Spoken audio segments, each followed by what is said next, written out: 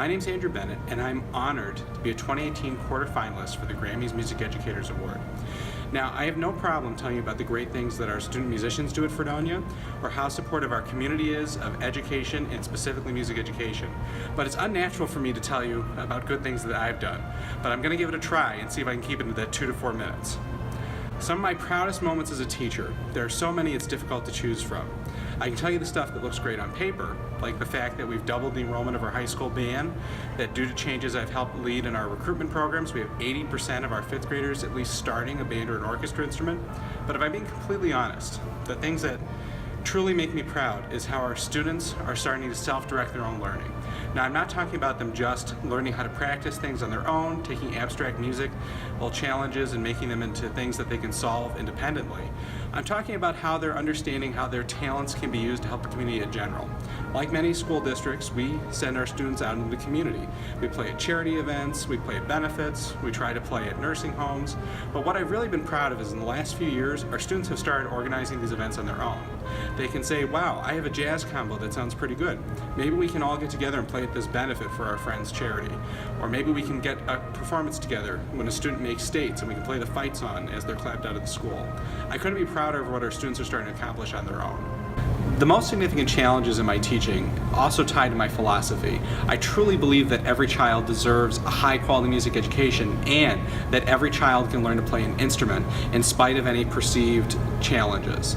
Now, this doesn't just apply to some of our special education students. We have a wonderful special education department here, and we work closely with them to make sure that any student who wants to try an instrument has that opportunity and we can find a way for them to be successful. But in our district, our population is changing. Our level of students with poverty is growing significantly. And if you're a single mother and you have to make a decision between if you're going to spend $100 to rent a trumpet for the year or $100 to feed your family, you're going to choose to feed your family. And that family is in survival mode. And when you're in survival mode, it's hard to think about opportunities that can help broaden your child's curriculum. So as a district, I've spearheaded efforts for us to find a way to make sure that every student who wants to play an instrument will have the ability to do so. Whether it's seeking donations of instruments from community members or finding a way to increase our personal supply of instruments so we can lend them to students. I think this is absolutely vital to help give all of our students, regardless of socioeconomic background, a way to fully participate and grow in our programs. There are a few teaching methods that I'd like to share with you that I'm very proud of.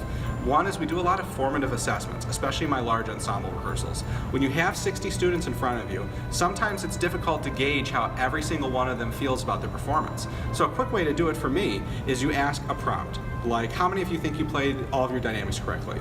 And they can raise their hand. Or you can have them gauge their individual progress. How many of you think we were rushing? Put 1 finger up if you do, 2 fingers if you think we're slowing down, 3 if you think we're playing perfectly in time. This is a great way for me to not only keep students engaged, but to get a feeling of how all of my students feel about their performance.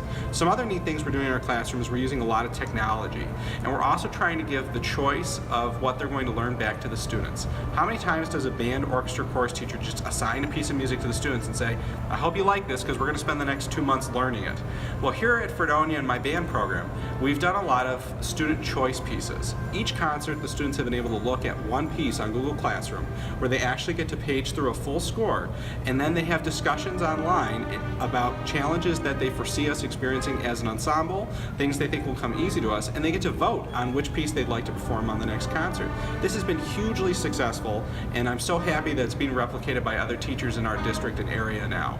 One other thing I'm really proud of is I've helped develop the college sequence in our high school. What I mean by that is in 2 years, our students can get up to 9 college credits through the College Board and a local community college. We now have classes not just in music appreciation, but also music history and AP music theory.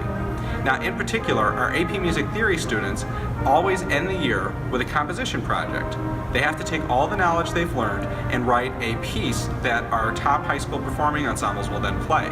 This year, we had more students compose than ever before, and I was very proud of what they were able to develop. One thing I love seeing is these students conducting the pieces that they wrote with our high schoolers and seeing how engaged the students are to be playing one of their colleagues' pieces. In fact, you're hearing some of them underneath this interview right now. I think there are many ways music teachers can make a positive impact on their communities. Many districts do already, inviting people into our school and taking our students out to show the good things that are happening. But one thing that I truly believe in that I don't believe every music teacher does is that isolation is the enemy. And I mean this on a societal level as well. I think it's easy sometimes to sit back and say, well, my life is going well, so why do I need to worry about someone else? And that happens to teachers too. Within districts, school teachers say, my band program is doing wonderfully. Who cares how the orchestra and chorus program is doing? Or other teachers sometimes say, well, the music program in my district is strong. I don't really care what's happening in the district 2 streets down. But I think that is a folly. As music educators, we should believe that it is truly an injustice for any child to get a substandard music education. And we have to do everything we can to support all schools in this country and beyond to provide these opportunities for students. That's why I'm a big believer in participating in our state and national associations, NISMA and NAFME, but I've also tried to take on leadership roles in our local county association, the Chautauqua County Music Teachers Association. I have been president for the past 2 years, and I have been honored to work with many districts and teachers on ways that they can help improve their programs. I think truly together we can accomplish the goal of providing every student with a high quality music education. I want to thank you again for your consideration of my application. It's an honor to have made it this far, and I hope you have a good time learning about some of the wonderful things we have going on here at Fredonia. I could not be prouder of this community and our students. Thank you so much for your time.